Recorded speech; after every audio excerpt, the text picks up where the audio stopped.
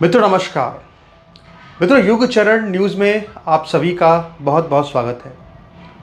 मित्रों मैं दिलीप पांडे आज मैं आपको देश के एक बहुत बड़े सबसे बड़े समाचार के बारे में पूरी रिपोर्ट देने जा रहा हूं। मित्रों आंध्र प्रदेश की सरकार ने एक बहुत ही बड़ा फैसला किया है। ये फैसला इतना बड़ा है कि अगर दूसरे राज्यों की सरकारें भी इस फैसले को लागू करने लगे तो एक बहुत बड़ा विवाद पूरे देश में छिड़ सकता है। मामला है क्या? मित्रों आंध्र प्रदेश के अंदर चंद्रबाबू नायडू की सरकार है। चंद्रबाबू नायडू मुख्यमंत्री हैं और उन्होंने वक्फ बोर्ड को लेकर के एक बहुत बड़ा फैसला कर दिया है। वक्फ बोर्ड यानी कि जैसे आप जानते हैं कि एक केंद्रीय वक्फ बोर्ड है जो दिल्ली से संचालित होता है, उसी तरह से पूरे देश के अलग अलग राज्यों में स्टेट वक्फ बोर्ड की व्यवस्था की गई है। और वैसे ही आंध्र प्रदेश के अंदर भी आंध्र प्रदेश वक्फ बोर्ड है और आंध्र प्रदेश के इस स्टेट वक्फ बोर्ड को चंद्रबाबू नायडू की सरकार ने भंग कर दिया है। अब मित्रों इसको भंग करने के बाद जिस तरह के बयान सामने आ रहे हैं, जिस तरह से बीजेपी के नेताओं का समर्थन सामने आ रहा है, वो कहीं ना कहीं वक्फ बोर्ड के यानी पूरे देश के अंदर वक्फ बोर्ड के अस्तित्व को लेकर के एक चुनौती बन सकता है। कैसे? दरअसल ये मामला है क्या, थोड़ा समझना पड़ेगा आपको। वक्फ बोर्ड जो कि 2023 में यानी कि वक्फ बोर्ड का गठन जो है एक नई कमेटी जो है वो वाईएसआर कांग्रेस जो इसके पहले जो सरकार जिसकी थी उन्होंने बनाई थी 2023 में। गवर्नमेंट ऑर्डर संख्या 47 ये पारित करके उन्होंने वक्फ बोर्ड का निर्माण या वक्फ बोर्ड का गठन वहाँ पे किया था आंध्र प्रदेश के अंदर। और जैसे ही इसका गठन हुआ वैसे ही इसके सदस्य भी चुन लिए गए थे, लेकिन इसके जो सदस्य थे वो आपस में ये तय ही नहीं कर पाए कि आखिर उनका अध्यक्ष कौन होगा।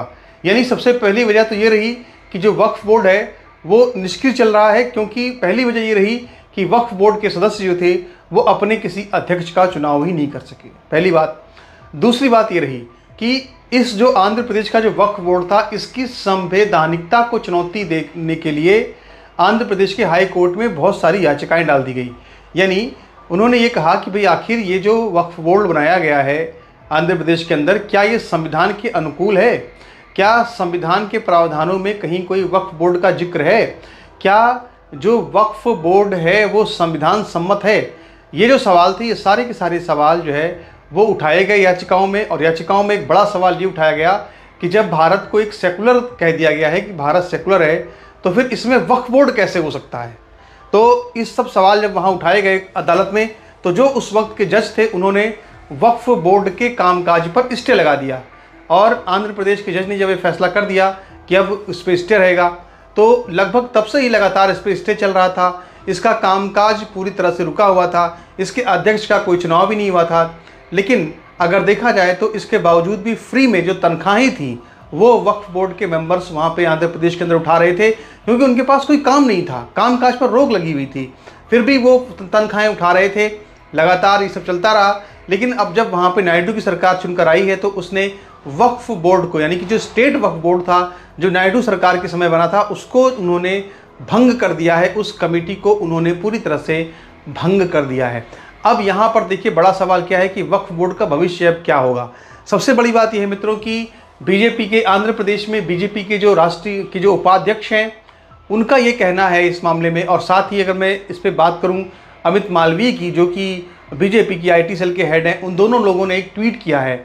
और ट्वीट की जो भाषा है वो उसका लब्बो-लुआब ये है, दोनों ही लोग ये कह रहे हैं कि चूंकि जो वक्फ बोर्ड है उसकी संविधान में कोई स्पष्टता नहीं है, वक्फ बोर्ड को लेकर के संविधान में कोई स्पष्ट निर्देश नहीं है, वक्फ बोर्ड बनाया जाए इसको लेकर के संविधान में कोई नियम कानून नहीं है, तो ये कैसे हो सकता है कि वक्फ बोर्ड बनाया जाए। और सेकुलर देश में एक विशेष कम्युनिटी के लिए आखिर विशेष बोर्ड क्यों बनेगा जिसके पास अपनी एक न्यायिक अधिकार भी हो कि वो जिसको चाहे उसको ज़मीन ले, जिसको चाहे उससे ज़मीन छीन ले। ये जो सब बातें हैं ये सारी बातें अब बीजेपी के नेता कर रहे हैं और वो साफ साफ कह रहे हैं कि ये जो कदम उठाया है नायडू सरकार ने कि वक्फ बोर्ड को भंग किया जा रहा है ये अच्छा कदम है, उस कदम के उस फैसले की वो तारीफ कर रहे हैं। यानी कहीं ना कहीं अगर देखा जाए तो बीजेपी के अंदर जो उनकी पार्टी है उसके जो नेता है, भले ही क्या फैसला लेती है केंद्र सरकार, संशोधन में क्या लेके आती वो तो एक अलग विषय है, लेकिन बहरहाल जो पूरे बीजेपी की लीडरशिप के अंदर से एक आवाज़ उठ रही है कि वक्फ बोर्ड अगर भंग कर दिया जाए, वक्फ बोर्ड ख़त्म कर दिया जाए तो ये संविधान सम्मत है, ये आवाज़ तो हमें बीजेपी के अंदर से ही उठती हुई नज़र आ रही है।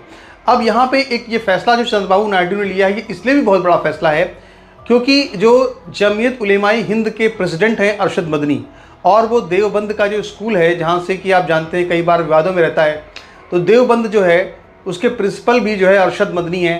तो अरशद मदनी ने जो है एक बयान दिया था, उन्होंने चंद्रबाबू नायडू का नाम लेते हुए कहा था कि अगर चंद्रबाबू नायडू वक्फ बोर्ड को लेकर के जो संशोधन का बिल केंद्र सरकार ला रही है, अगर उसके खिलाफ हैं तो उनको चाहिए कि वो जो केंद्र सरकार है और वहाँ से अपना समर्थन वापस ले लें, और जो बीजेपी गठबंधन में शामिल है आंध्र प्रदेश में, उसको भी वहाँ से बाहर निकालें। यानी कि वो कहें कि भाई आप अपना गठबंधन तोड़ लीजिए अगर आप वक्फ बोर्ड संशोधन बिल के खिलाफ हैं।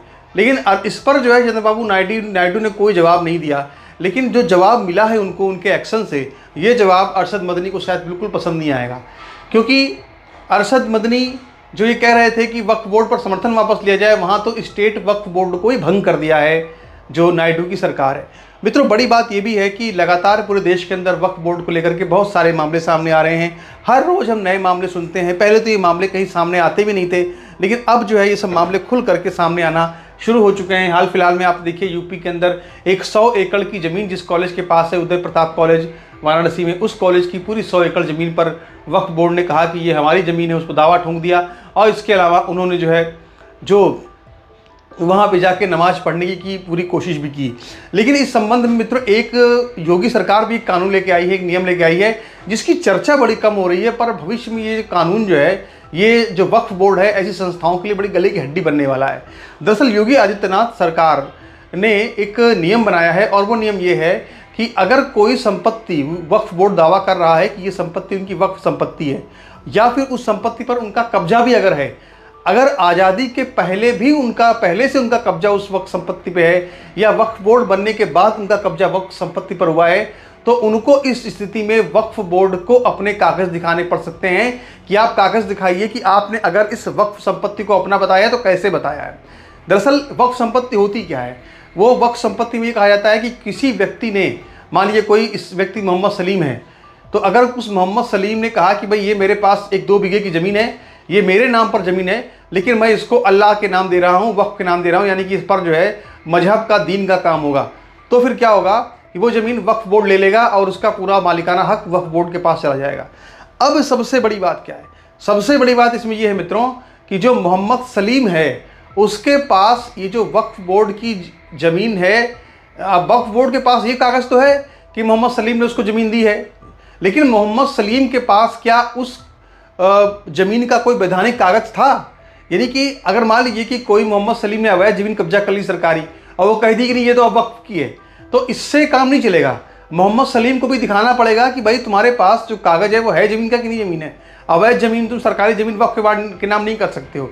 इसी तरह से जो मान लीजिए कि कोई, अब ये इसमें चल क्या रहा है, ये जो वक्फ बोर्ड के मुल्ला मौलवी हैं ये क्या कर रहे हैं? दरअसल ये कर रहे हैं कि ये पुरानी किताबें पढ़ रहे हैं, ये पुराने समय के दस्तावेज, मुगलों के ज़माने के यहाँ वहाँ के संग्रहालयों के तमाम जो दस्तावेज हैं, उन दस्तावेजों को ये छान रहे हैं, पटक रहे हैं, और उसमें से निकाल रहे हैं कि फलानी सुल्ताना बीबी ने फलाना जगह पर जो है वक्फ कर दिया, फलाना जगह वक्फ कर दिया, ये सब इसके नाम पर। अब आप देखिए इस तरह से अगर करेंगे तब तो देश के बड़े हिस्से में कहीं कहीं पर जो है मुसलमानों की हुकूमत कुछ समय के लिए रही है।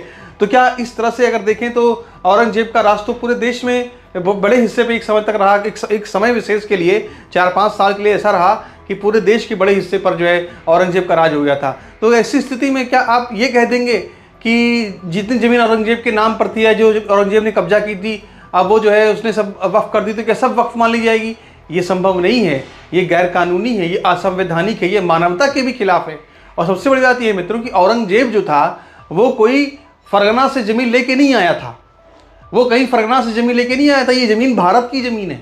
इस ज़मीन को कोई औने पौने दाम पर वक्फ के नाम पर करे तो ये सब जो है संविधान के खिलाफ है। लेकिन इसके बाद भी हमारे देश में सब चल रहा है। अब देखते कब तक चलता है ये सब। फिलहाल जो आंध्र प्रदेश सरकार ने फैसला लिया है, इस फैसले की जो है इससे एक उम्मीद बन रही है कि शायद जो लोग वक्फ के सताए हुए हैं उनको न्याय मिल पाएगा। तो मित्रों एक बार फिर से मेरी आपसे ये अपील है कि अगर आपको इस युग चरण यूट्यूब चैनल के वीडियोस पसंद आ रहे हैं तो इसको ज़रूर लाइक कीजिए, चैनल को ज़रूर सब्सक्राइब कीजिए। नमस्कार।